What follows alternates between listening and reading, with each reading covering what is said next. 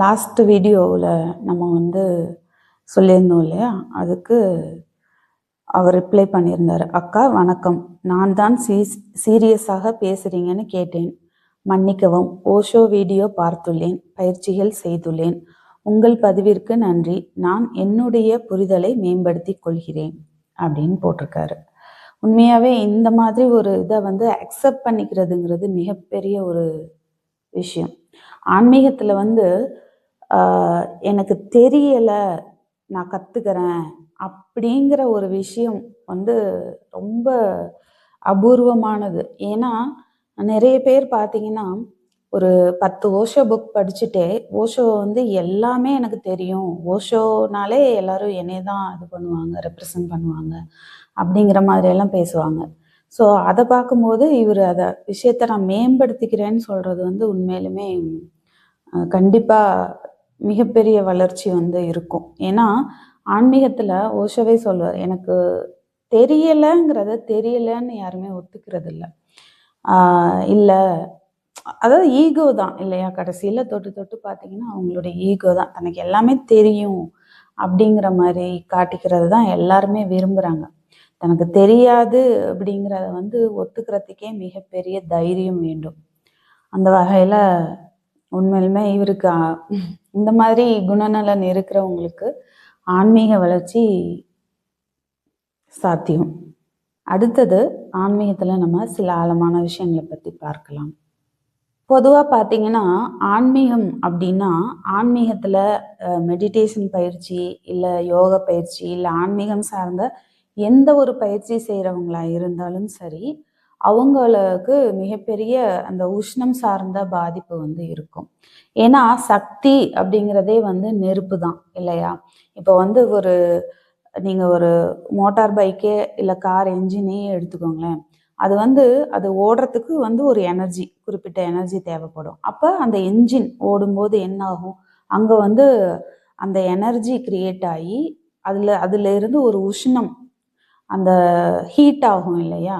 அதே மாதிரி தான் பாடியில் இருக்கிற எனர்ஜி வந்து மேல் நோக்கி எழும்பும்போது இல்லை அதை எழுப்புறதுக்கான பயிற்சிகள் நம்ம வந்து செய்யும்போது என்ன ஆகும் அப்படின்னா ஆட்டோமேட்டிக்காக பாடி பயங்கர உஷ்ணமாகும்.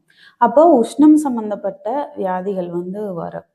அப்போ அந்த சமயத்தில் நம்ம குளிர்ச்சியாக அதை எப்படி வச்சுக்கிறது அப்படிங்கிறத வந்து நம்ம இது பண்ணணும். இது வந்து பார்த்திங்கன்னா ரமணர் வாழ்க்கையிலே ரமணருக்கு அடிக்கடி ஜலதோஷம் இருக்குன்னு சொல்லுவாங்க. ஏன்னா அவர் வந்து பார்த்திங்கன்னா அந்த பாறை, அந்த சமண துறவிகள்லாம் எந்த மாதிரி எப்படி இல்லையா, அந்த நிர்வாணமாக இருப்பாங்க பாறைகளில். அவங்க சமண கோயிலெலாம் பார்த்திங்கன்னா மொட்டை பாறை மேலே தான் இருக்கும். ஸோ அந்த பாறை மேலே உட்காந்து தவம் பண்ணுவாங்க. கிட்டத்தட்ட ரமணரும் அதேமாரி தான். அவர் வந்து முழு நிர்வாணமாக இல்லாட்டியும் அந்த கோவணம் மட்டும்தான் உடுத்திருப்பார் இல்லையா. அப்போ கிட்டத்தட்ட அதுவும் அந்த சமண துறவிகள் மாதிரி தான். அதே போல் அவர் அந்த விருபாட்சி குகையில் அந்த பாறை மேலே தான் அமர்ந்து வந்து தவம் பண்ணியிருக்காரு. அப்போது அவருக்கும் வந்து ஜலதோஷம் அடிக்கடி இருக்குது அப்படின்னு சொல்லுவாங்க. அது வந்து அதனால பார்த்தீங்கன்னா அந்த சூட்டை தணிக்கிறதுக்காக அவர் வந்து கடுக்காயை வந்து வாயில் எப்போவுமே வச்சுருப்பாராம். அந்த காலத்தில் பொடி கிடைச்சிருக்க வாய்ப்பில்லை, அதனால் முழு கடுக்காயவே ஃபுல்லாக போட்டு கொஞ்சம் கொஞ்சமாக அதை உமிழ்நீரோடு சேர்ந்து அவர் வந்து அதை சாப்பிடுவார் அப்படின்னு புத்தகங்கள் படிச்சிருக்கேன். அப்போது நார்மலாகவே நீங்களும் மெடிடேஷன் பண்ண ஆரம்பிச்சிங்கன்னா பாடி பயங்கரமாக ஹீட் ஆகும். அது நாதபிரமா பண்ணாலும் சரி, எந்த மெடிடேஷன் பண்ணாலும் சரி.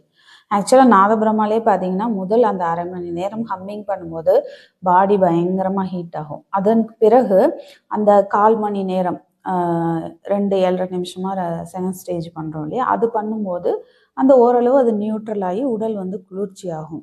ஆனாலும் பார்த்தீங்கன்னா உடல் உஷ்ணம் வந்து அதிகமாக தான் இருக்கும். அதே மாதிரி தியானத்தில் எப்படி சக்தி மேல் நோக்கி எழும்பும்போது நம்ம உடல் வந்து சூடாகுமோ அதே மாதிரி தான் நம்மளுடைய எனர்ஜி கீழ் நோக்கி போகும்போதும் நம்மளுடைய உடம்பு பயங்கர உஷ்ணமாகும். அதாவது ஒரு கோபத்திலேயே வந்து இயற்கையான கோபம் இருக்குது, நம்ம ஈகோல இருந்து வர கோபம் இருக்குது.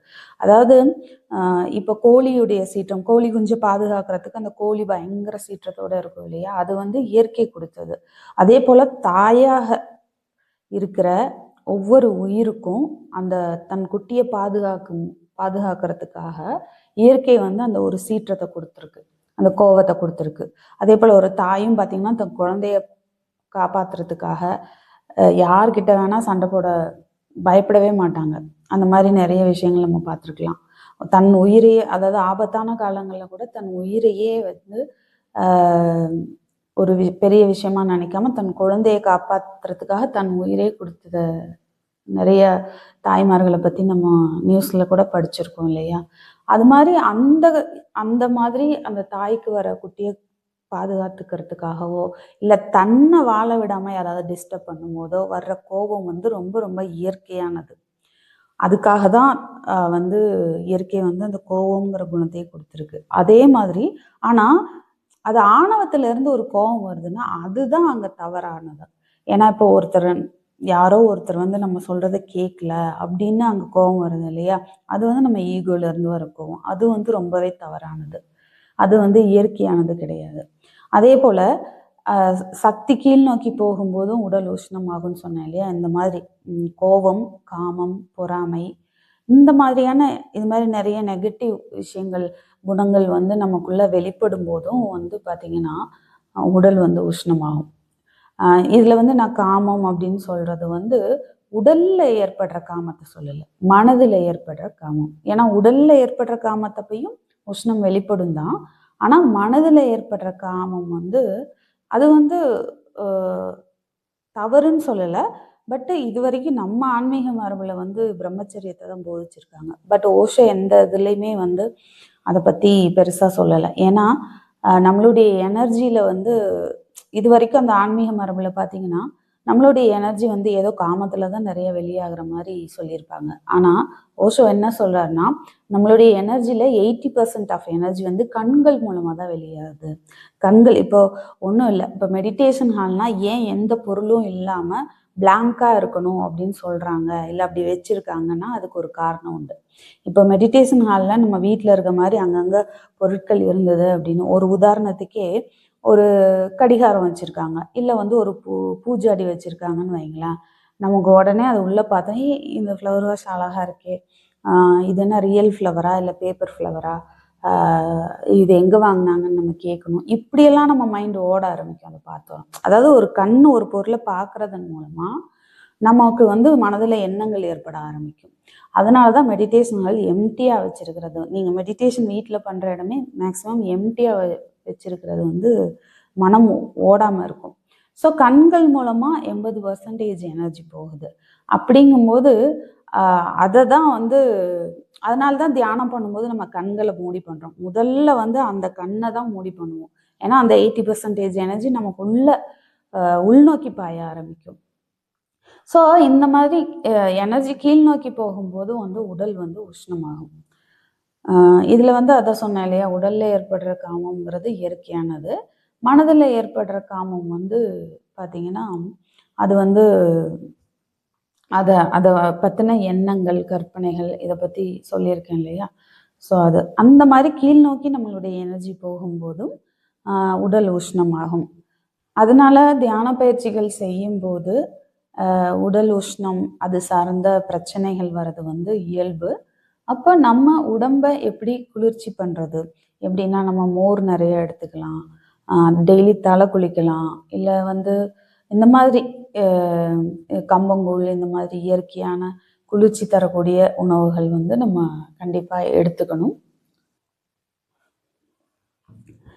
மேலும் இந்த மாதிரி ஆழமான விஷயங்களை தொடர்ந்து பகிர்ந்துக்கலாம். உங்களுக்கு ஏதாவது கேள்விகள், சந்தேகங்கள் இருந்தால் பதிவு பண்ணுங்கள் கமெண்ட்ஸில். என்னால் முடிஞ்ச அளவுக்கு நான் அதுக்கு பதில் சொல்ல முயற்சி பண்ணுறேன். நன்றி.